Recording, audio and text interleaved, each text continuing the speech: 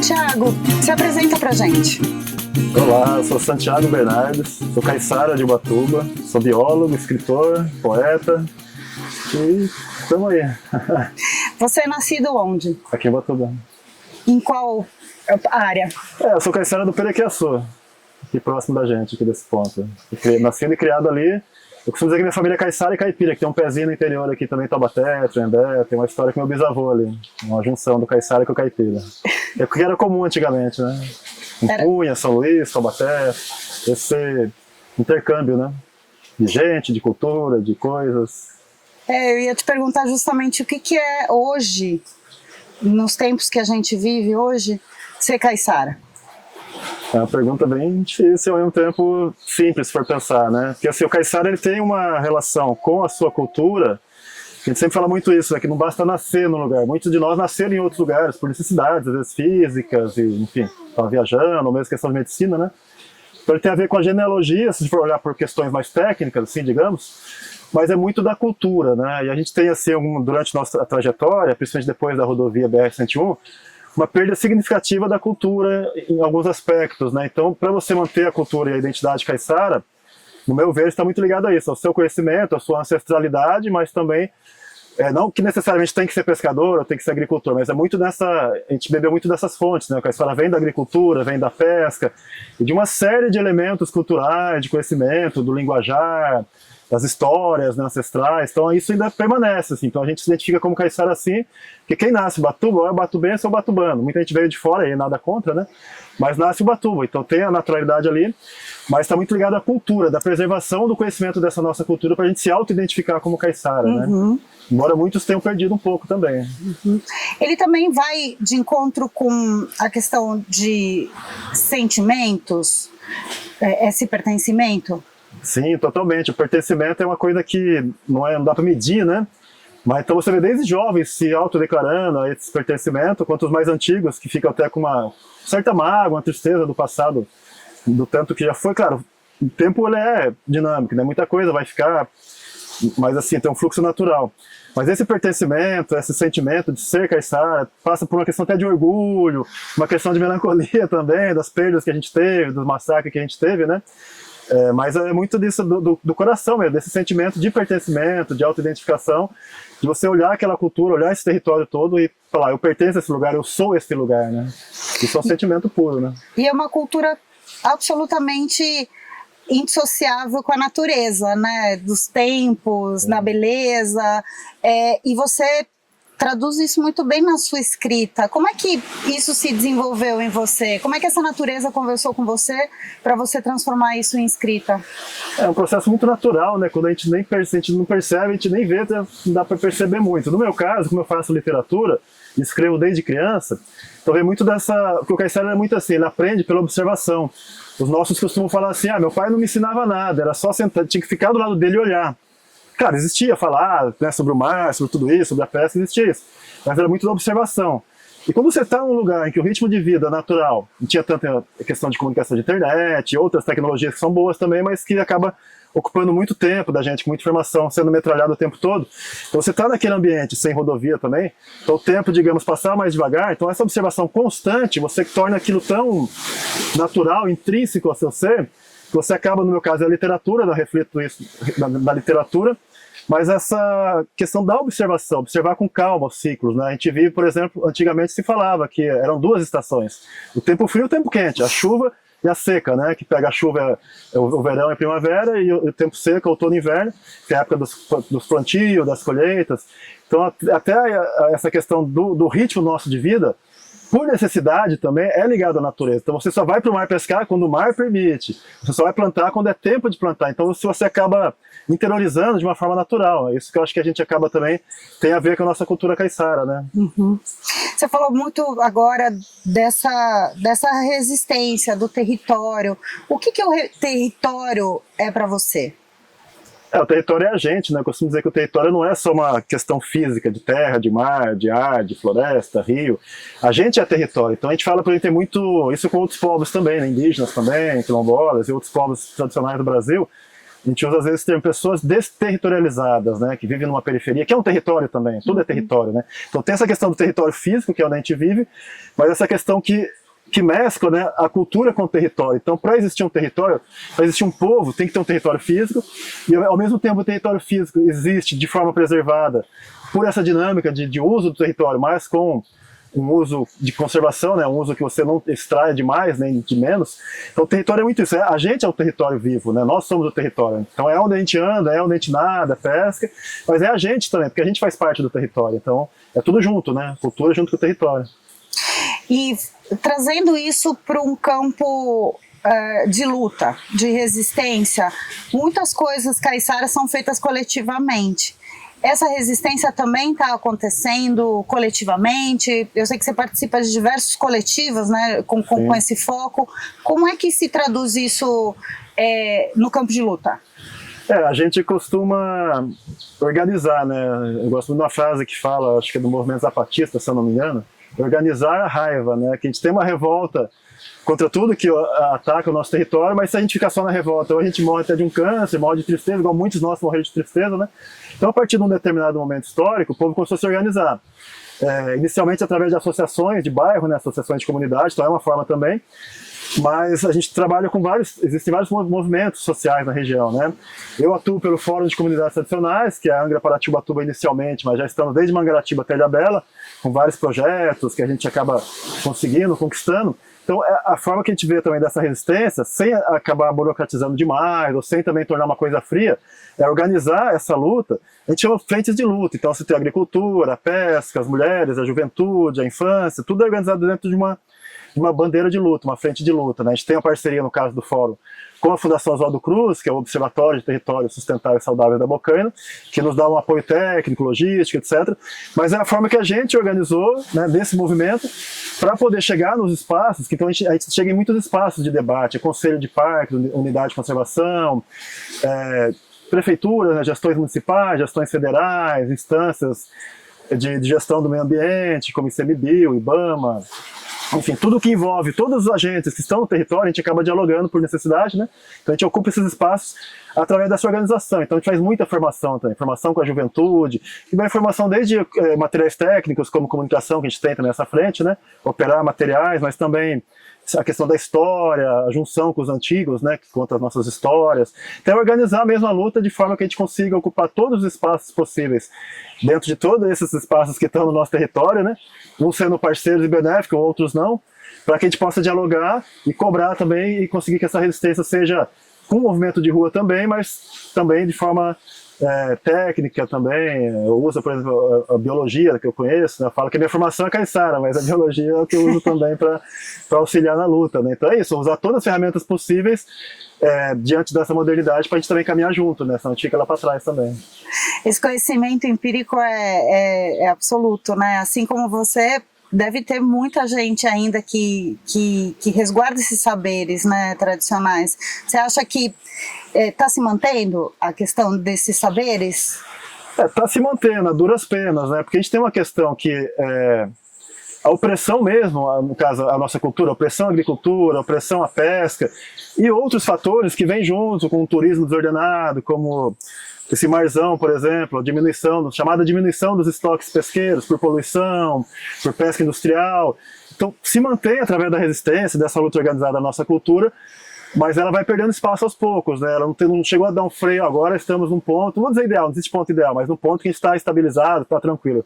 Eu acho que a luta vai continuar, eu herdei a luta, sou de uma geração ali do meio, pós-BR, né, pós-rodovia, mas a gente consegue manter a duras penas, mas até quando também? Porque às vezes a gente consegue na luta burocrática, digamos, ocupando esses espaços, mas o território em si está doente, né? Então não adianta você conquistar os direitos da pesca sendo que não tem mais pesca, os direitos da agricultura sendo que não tem mais espaço para agricultura. Aí fica difícil, mas assim, ela se mantém. A gente tem uma dificuldade de fazer esse elo dos antigos que ainda praticam, porque os antigos nossos não têm nem tempo nem para chegar em reuniões, são muitas reuniões, é muita burocracia. A gente tenta fazer com que a gente chegue, mas mantendo o nosso pessoal no território, que sai do território que é necessário para fazer o enfrentamento, e às vezes a gente desguarnece o território, que não só com a luta em si, mas com a prática mesmo em si, né? Então tem que ter sentido da prática estar lá no território, estar fazendo, batendo enxada, estar pescando, estar colhendo, enfim, estar coletando, estar disseminando as histórias, né, a cultura, mas é difícil, é uma luta que é árdua, assim. Santiago, falando ainda desses campos de luta, o seu recente livro é uma canoa emborcada, né? Ela trata justamente desse marco para os caiçaras, que foi a BR. Conta um pouquinho da pesquisa e do que você conta nesse livro. O Canoa Emborcada agora ele já é o penúltimo. Lancei mais um chamado Coivara. Ih, já tô atrasada já. O Coivara fala da peleja, né? A gente usa essa palavra peleja, do agricultor tradicional. Até coloquei um lugar assim, no sertão do Batumirim, é fictício, mas é o fundo real, com as unidades de conservação, né? Eu sempre fiz que a gente não é contra a unidade de conservação, a gente é contra os modelos e as formas de gestão que elas são colocadas pra gente, né?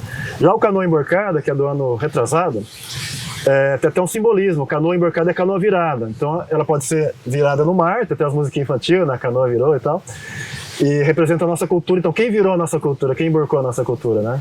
Mas também ela é emborcada na areia da praia, quando às vezes o caiçara não levou ela pro rancho, ou não tem rancho naquela praia, mas geralmente tem, mas quando ela tá na areia, deixa ela de borco, para não encher d'água, para não pegar muito sol por dentro dela, enfim, para proteger. Então ela fica ali de borco, que representa no caso um descanso, né? Então tem o descanso da cultura, mas tem a peleja também de ir pro mar e pescar. E o canoa emborcada é realmente o marco dele, o mote dele, né, é a chegada da BR-101.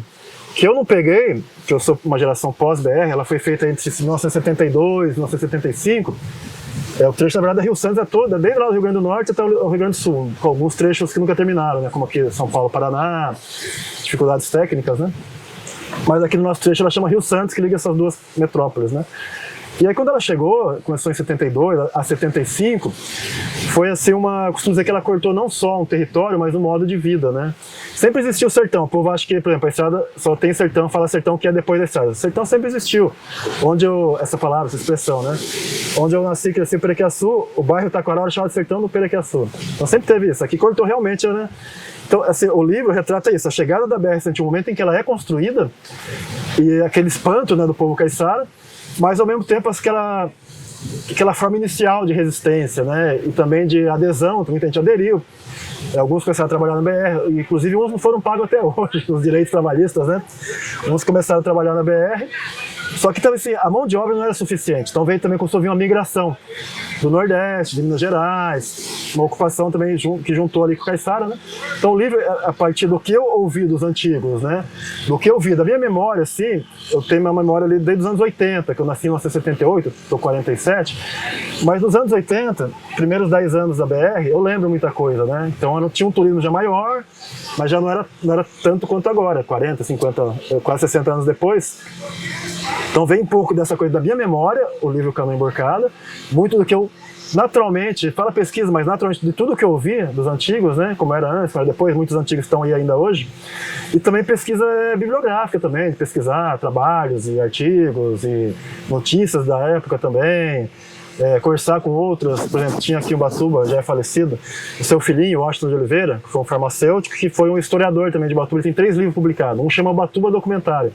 Então, desse caldeirão todo, dessa miscelânea, eu sempre quis escrever essa história, mas às vezes tinha uma certa preguiça, um livro mais longo, não tinha tempo, ficava na luta o tempo todo. Aí quando eu fui morar em Camboriú, embora não tenha diminuído o ritmo de luta, mas um lugarzinho tranquilo, uma paisagem parecida com essa, assim, da janela, eu consegui terminar o Canoa Emborcada. Ele traz esse universo, do momento em que chega a estrada, essa transformação cultural. O Coivara, digamos, seria 10 anos depois, já em 1980, 80 e pouco, né? Não passa mais. Eu tenho um desafio de escrever um livro atual agora, sem cair também num panfletarismo, que, né, usa essa expressão, uma coisa que não seja tão banalizada, que é difícil. Eu acho que é mais difícil escrever sobre o atual do que as coisas que foram mais, que já passaram, as coisas antigas, né?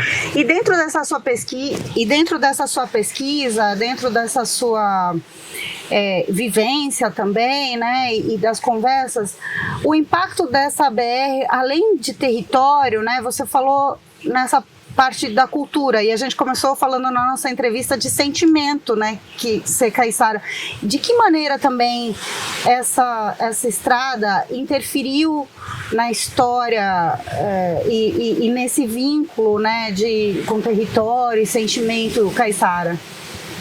A estrada, ela é uma coisa fria, né? Ela é um rio de asfalto permanente ali. Ela por si só, ela pode ser benéfica ou não, né?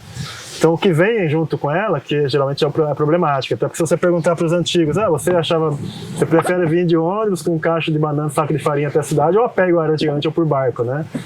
Então ela vai falar, pô, tranquilo agora, hoje em dia é mais tranquilo. Então ela tem essa parte boa de ligar, né, fazer a conexão dos territórios, mas como era uma época de ditadura militar, uma época que não tinha as comunidades organizadas da forma que está hoje em dia, ela tinha outro sistema de organização, mutirão, tinha todo um sistema, né?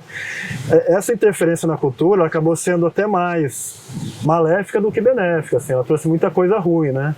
Os antigos falam, a estrada a estrada vai trazer muita coisa boa, mas vai trazer muita coisa ruim. A gente que está indo embora, estamos indo embora, agora vocês que vão ficar aí que vão ter que lidar com isso. Então você vem aí, por exemplo, a gente não tinha praias e rios poluídos, e isso não é só uma questão física de meio ambiente, é uma questão da cultura também, porque daí os rios são os manguezais, berçário da vida, os peixes que se produzem lá. Então começou a interferir de uma forma na nossa cultura, na vivência mesmo, de doenças que a gente não tinha, como diabetes, várias coisas assim, né? Doenças vindas da alimentação. Então você tem toda uma cultura alimentar que teve essa interferência também, porque você não chegou uma hora que foi proibido de plantar, de pescar. É até a coisa trágica, irônica, né? Tem que ir para a cidade comprar alimentos que foram feitos em outros lugares com agrotóxico, né? Aqui não é uma região de agronegócio, assim, de agrotóxico, mas acaba importando de outros estados e tal, sendo que você tem a terra ali pura para plantar e não podia. Então tem essa interferência física na cultura alimentar, na cultura, e outras interferências mais sutis, né? Jovens caiçaras que não queriam mais, sentiam vergonha da própria cultura, porque chegava o turista cheio de novidades, cheio de coisas coloridas e eletrônicas e não sei o quê. Então assim, foi uma coisa que acabou interferindo de uma forma muito drástica e rápida, né?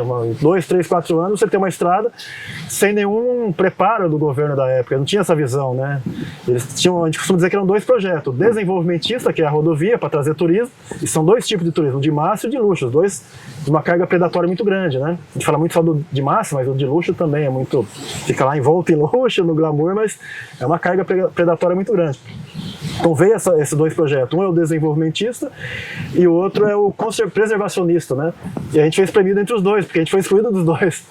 Nosso povo que preservava, através do uso, a natureza, acabou sendo acusado de destruí-la pela uma visão bem distorcida. Chegavam e via as pessoas plantando, para isso usavam fogo, que é a coivara, e assim, estão queimando a mata, enfim. Então acabou sendo espremido nesses 2 projetos, sem muitas alternativas, não foram colocadas, né? Aí a cultura ficou espremida também, então muitas manifestações culturais foram acabando, como as congadas, aqui a gente tem mais, tem a congada do Puruba, né, aqui em Batuba, mas como um todo na nossa região tinha muito mais, tinha Moçambique, que são manifestações musicais também, herdadas, né, mistura de África também. Então algumas coisas foram sendo, a televisão trouxe muito isso também, as pessoas queriam assistir a novela, não queriam mais ver as coisas naturais. Então foi assim, uma interferência muito grande na cultura nesse sentido, né, de muitas das nossas pessoas negar a própria cultura, não ver mais sentido naquilo. Por que eu vou ficar carpinando um mato com toda a dificuldade para plantar uma mandioca? Se eu vou lá no mercado e compro, mas nem sei de onde vem aquela mandioca, mas eu vou lá e compro. Eu não sei de onde vem aquele alimento plastificado, não tinha muito plástico. Então muita gente que até inocentemente descartava o plástico, porque hoje em dia muita gente descarta o plástico de maneira, né, tem noção já da coisa, mas descarta ainda assim. Mas naquela época não, as pessoas nunca tinham visto tanto plástico, chega tudo embalado, aí descartava, porque tinha o costume, joga na natureza, o que a natureza reaproveita, no caso do orgânico, né. Então essa cultura também foi muito rápida, essa transição, essa interferência foi muito drástica, assim, né?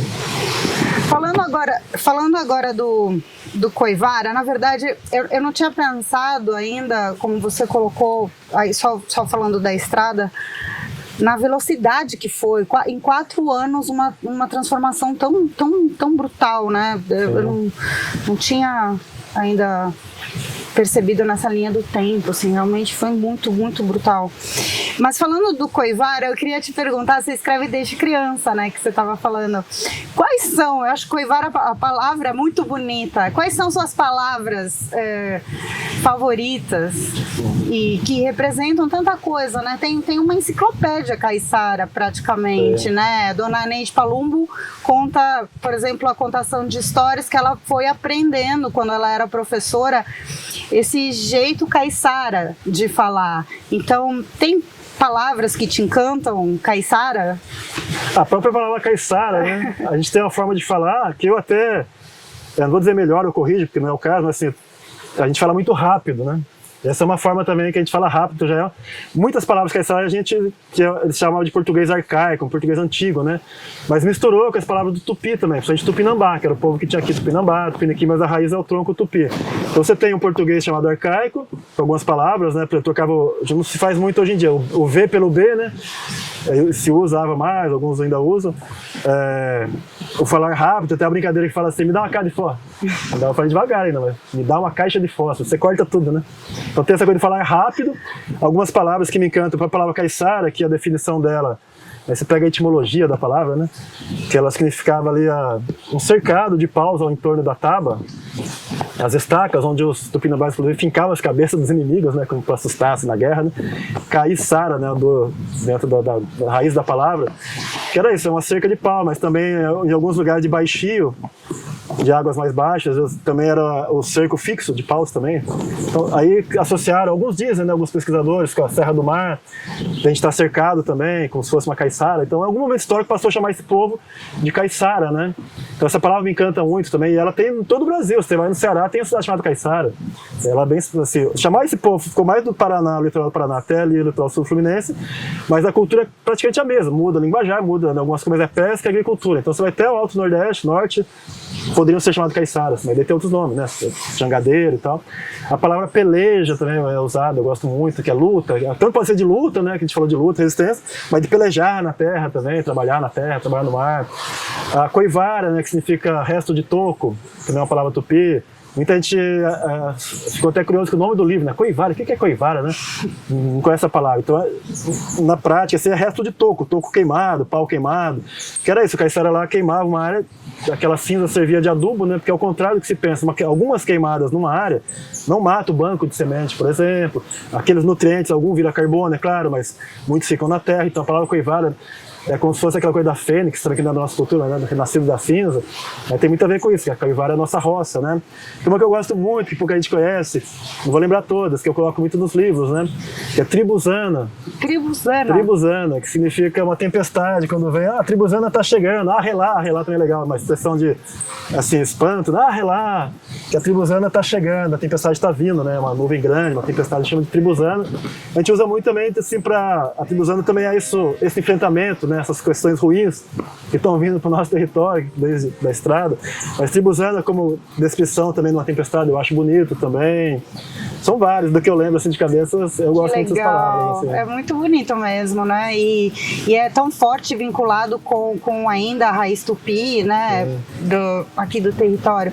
Sobre os desafios, assim, você tem um bebê, né? Um filho. Pedrão. O Pedro. Como é que você está vendo esse futuro no seu território? Eu tô sentindo agora o que eu falei há pouco, né, em off, até que o pessoal sentiu quando a gente foi lá no Consema na pesca, né, numa reunião da pesca, de olhar, tem um filho, eu herdei a luta, ele vai herdar essa luta também, muitos dos nossos, todo caiçara é luta, né, alguns nossos estão nos espaços assim, mais organizados, espaços mais burocráticos, mas mesmo a pessoa que nunca se envolve com nada disso, está lá na terra, está lá plantando, está lá pescando, é um lutador, para manter essa cultura, né?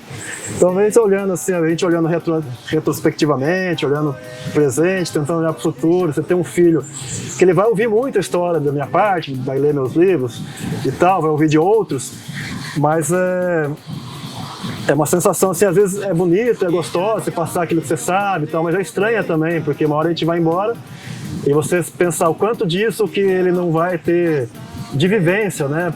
Não porque eu não vou dar, porque muitas coisas já se foi também.